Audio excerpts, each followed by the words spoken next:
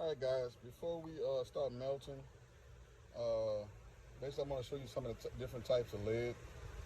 Uh, Before you do anything, you want to use gloves. You don't want to touch this with your bare hands because the lead can get in your skin and it can get through your to your blood.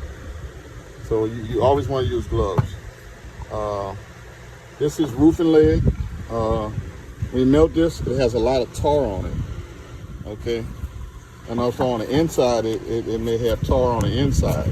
So if you're going to use this type of lead, be sure to open this up and see that it's probably some adhesive or some glue. You want to try to take that out because if it burns, it's going to give off a lot of nasty fumes and smoke.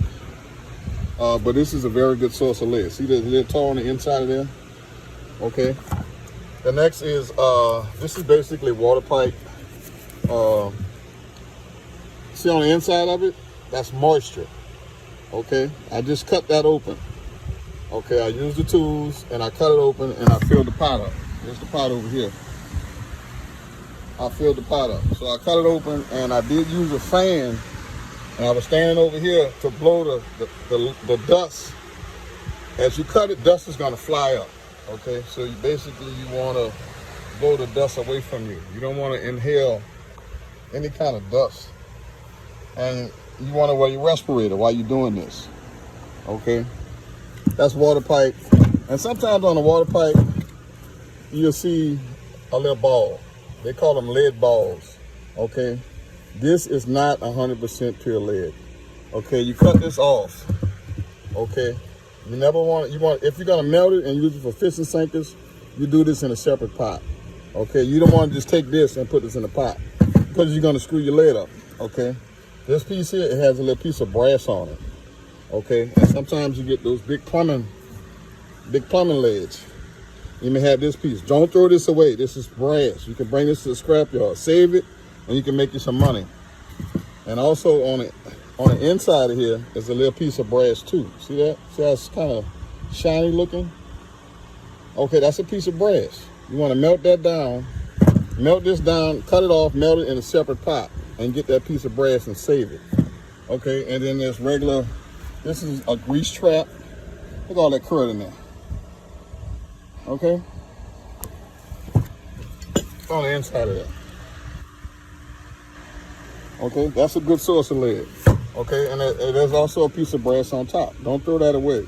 I used to throw all this stuff away when I first started, and I lost a lot of money. This is another piece. This one has a knuckle, and this is a piece of brass on the outside of it. This is brass or copper. So you want to cut it. You can't cut this. Okay, this has brass running all the way through. Okay, so you basically got to melt this end off to get to the brass. Okay, this is a scuba weight. Okay, that's a good source of lead. And also this is oyster lead. So everybody's talking about, lead is toxic and lead is, you don't want to get lead in your system. Well, when you eat raw oysters, you got lead in your system because they use this piece of lead to shuck the oyster. Okay? And when that knife hits the lead, they take that knife and they spoon the oyster out with. So they got lead in the oyster, and technically you eating lead. You eat lead fragments. Okay. This is bullet lead. Okay. See the pieces of the bullet jackets in it? Okay, that's not 100% lead. Okay. It has alloys in it. I don't make bullets, so I don't know how to do the division and what to add to it and stuff like that.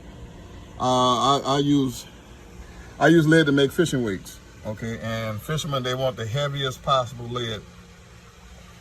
Okay, and I've seen guys on YouTube, they're using a blowtorch and they're heating the spoon up and then just taking the spoon and they're pouring the lead. I mean, that's fine.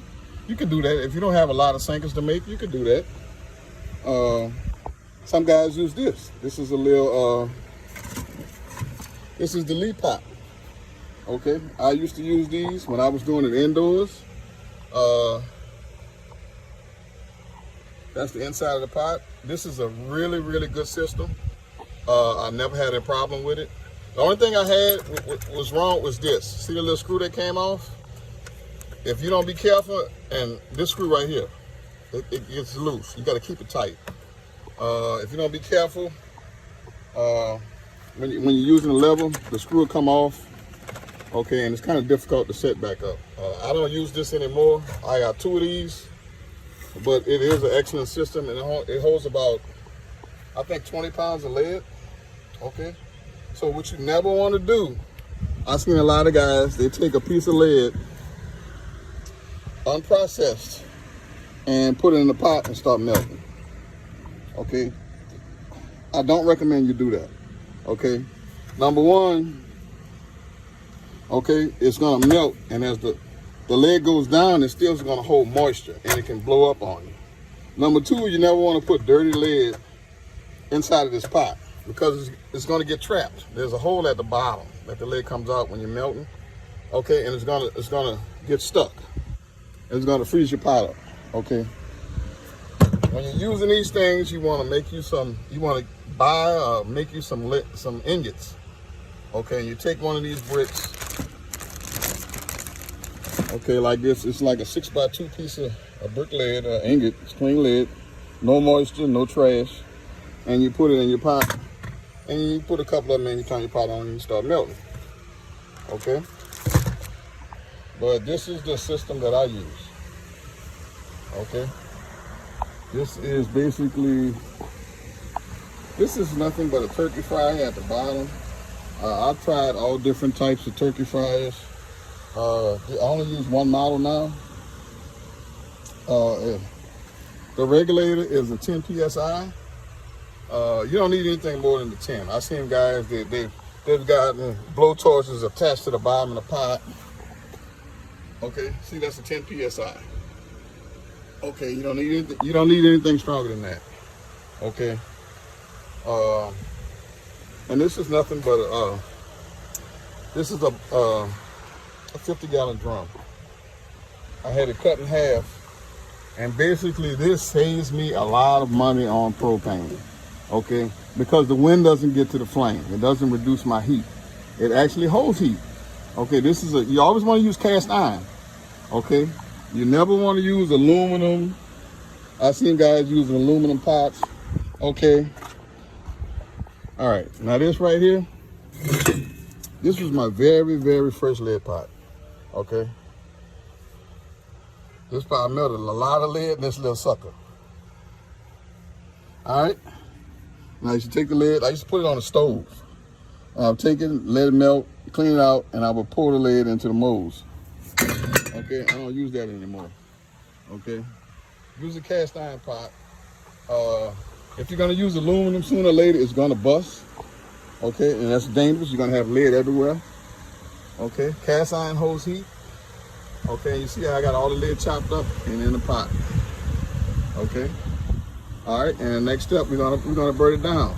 Now I want to just have a comment.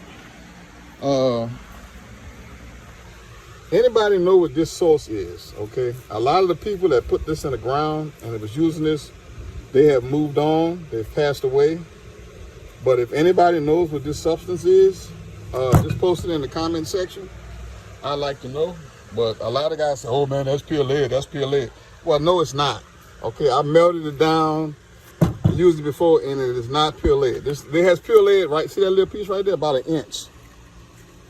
That's as far as the lead go. Okay, this substance on the outside is not pure lead. I want to know what it is. I have no idea. So anybody that knows, just leave it in the comment section. Okay, and don't forget to like and subscribe.